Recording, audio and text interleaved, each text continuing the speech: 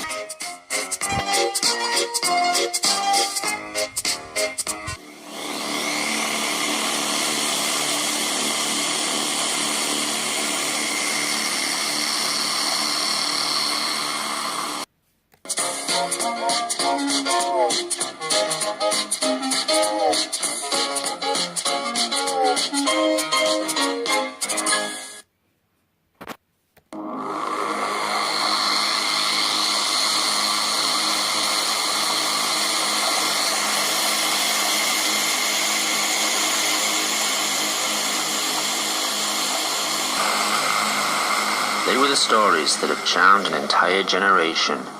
From the books to the television series, people around the world have grown up with the railway stories, and all their cheerful characters. Just like Thomas the Tank Engine.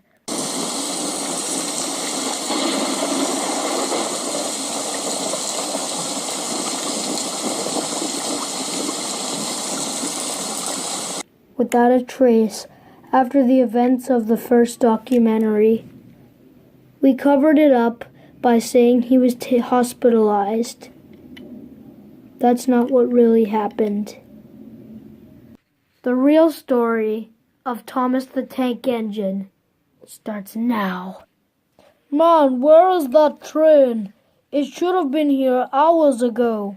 I have that Krailman coming, and I need the money just to get home. Come on. Sorry, sir. Had a bunch of other things that I needed to get to. Well, big deal. I need you to get me to Sir Topham Hatt right away. Yes, sir. Young Thomas. Well, he was very generous to the locals. Everyone knew him. When it came to anything, went to Sodor. Traveling with people in them, from his father to his grandfather, everyone knew young Thomas. But some people did know him in a bad way. Fat Fuke and his other associates didn't agree with him. Thomas's genetic DNA. He really wanted to do something about this, gain control about biology and the biofusion. But all of this other... Sorry, I didn't drink my beer this morning, and I'm trying to quit being an Beep! Sorry again.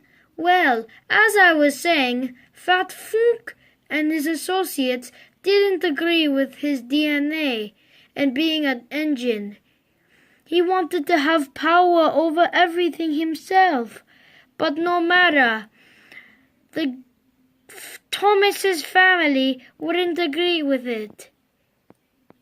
And he never gained control of biofusion. But that's not what really happened. What really happened was that Funk paid Thomas's family a fortune of money, and he bought control over it. Killing himself, Thomas's grandfather seized control by dying, and Thomas's father went on and resigned.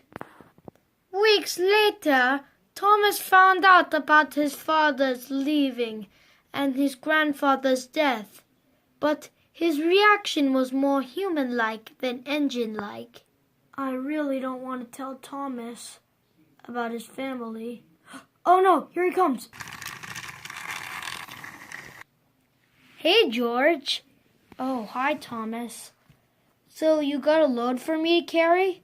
Well, we do, but what?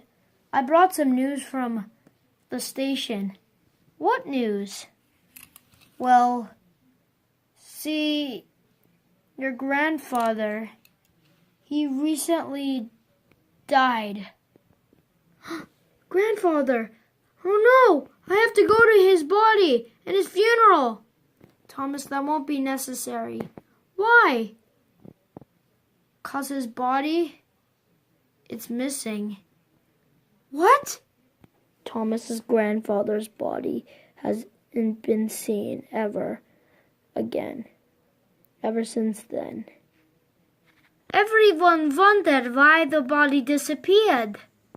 But somehow Thomas managed to go around Sodor and look for it. I felt kind of bad for the boy, losing his grandfather to surprise and his father disappearing.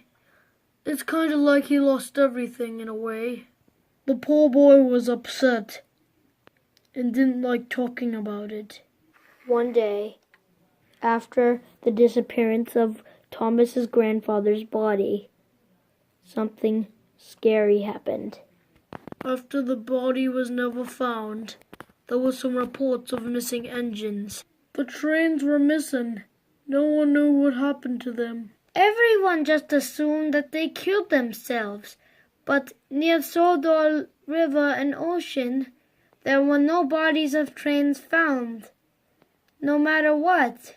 Nobody knew what happened to them trains. Many trains started to go missing on Sodor Island, and Thomas was getting suspicious about it. First grandfather, now Toby, Edward, and James. I need to go find them. If I don't, well, then there's no more biofused engines.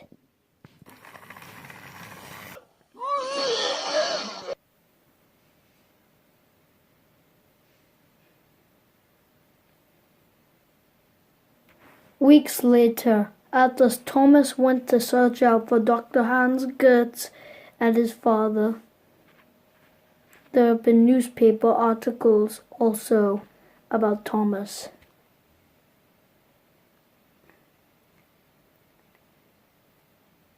Weeks later, they would claim that Thomas is being in surgeries for the documentary of the first film. But what really happened was terrifying.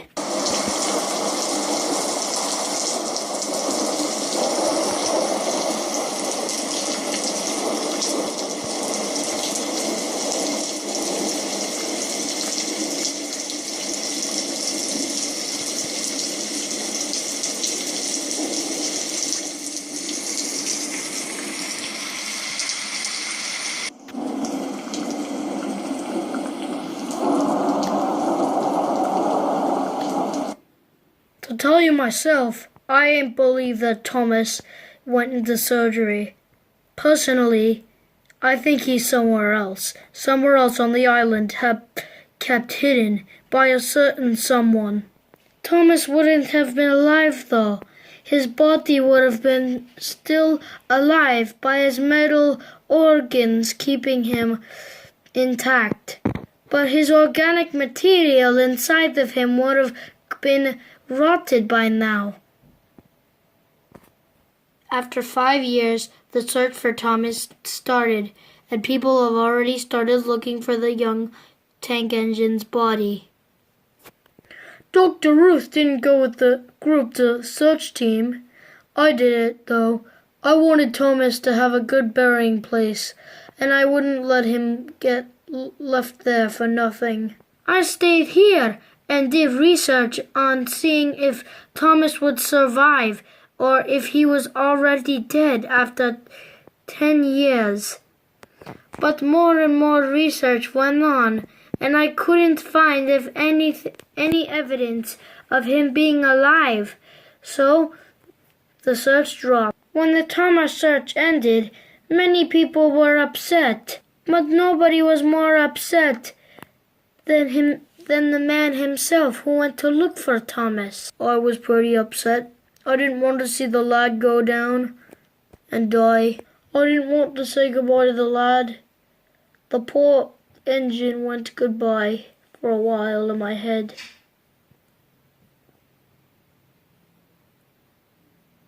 It was a dark night at my shift. I was on the platform, just waiting for the next train to come. An ordinary night in the island of Sodor, waiting for the trains to come. Where is that darn train? I can't find it anywhere. Right after I said that sentence, things started to get spooky. Hello, mister. What the... No, it can't be. Hello, mister. He claimed to see Fat Funk. Saw him right in my eyes. He had that top hat and that hourglass that he never wore. For some reason he did, but yeah. He had that stupid top hat over his head, and he said it the exact same way he always did. Hello, sir. I turned around with fear in my eyes. I didn't want to look at him at all. After what he's done to me, and after whatever everything is caused by this one person. What should I do? Call the police? I should. He's been wanted for years. I will. Fat fool? What the? All of a sudden he vanished, and I went back to my duties, and after 15 minutes I heard a puffing noise that was familiar. What in the name of... No. I was terrified out of my eyes. I didn't know what I'd seen. It couldn't have been him. I'm going crazy about it right now, in fact. The noise Mr. Hartman had seen that day was the noise of Thomas the Tank Engine. It was Thomas himself, working fine. He was alive and perfect, but when I looked into his eyes, he had a different look. In fact, everything was normal about Thomas. I didn't believe my eyes. After seeing Thomas, I did what I usually did. Hey, are you alright, Keith? Okay, I'm done puking.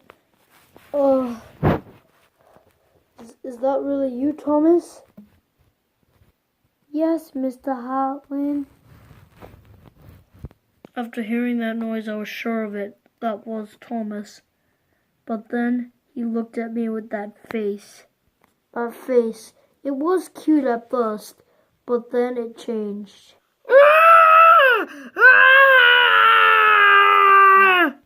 It did that for about 20 minutes, and then all of a sudden, it changed. There was blood spewing out of all of it, and it was disgusting and revolting. I couldn't look at it. It was disturbing! Then I saw the most terrifying thing after Thomas disappeared. That guy who could only say where he lived. Where he lived? Sodor. After that day, many people have been going around Sodor looking for evidence of where Thomas, Sir Topham Hatt, and that one guy who could only say where he lived, Sodor is. But no evidence was found. Everyone in the town thought the man was crazy. But no matter, there was evidence of it whatsoever. On the security camera, I caught all the footage of it so far. When it comes to pictures of them looking at each other, the security cameras caught them running, like Sir Topham Hatt running. Importantly, Thomas. The last photo that was found, however, was different from the rest. Instead of having Thomas, it had him pushing Thomas. When I had seen what this picture was, I was surprised myself. How did he do the voice thing? That must have been in my head, but the camera caught that too, so I don't understand it. It turns out the guy on Sodor was alive, though. But Thomas and Sir Topham Hatt have not been found yet. Then after searching for more, They found something in the woods that was kept secret from the public. The shed was Shed 89. When I started to run, he was there. Wakey, wakey. So top of hat, surrender now, or we won't have to attack. You think you've won? This is only the beginning. I will do this to all the engine's bodies. I have them all of them. We had all the evidence we needed, so we needed to get out of there. No, you don't. Yes, I will.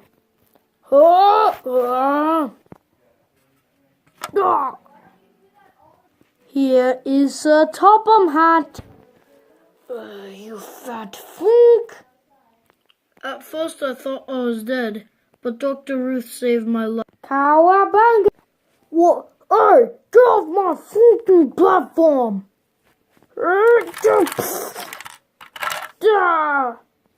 He dropped the axe and I started to revenge Thomas. This is for Thomas, this is for Thomas, this is for Thomas, this is for Thomas, this is for Thomas, this is for Thomas, this is for Thomas. I also said quite a few movie quotes as well.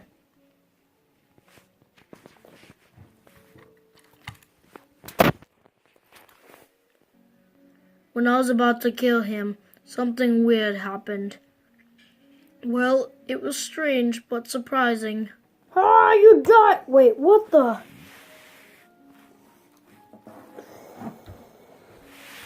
Oh, God. Okay, you're so juicy and sweet. Thomas ran over me.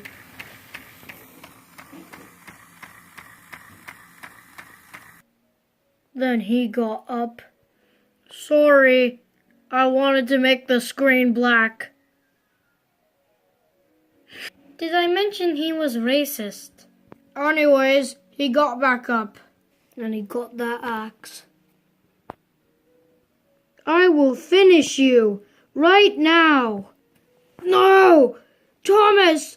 I'm sorry. I would have been dead, but Dr. Ruth saved me again. Man, that is one saving son of a bitch. Come here, you stupid. Come here, you stupid. Come here. Me and Dr. Ruth. Ha, ha, ha, ha. I will come back. Not this time. This is for Thomas. No.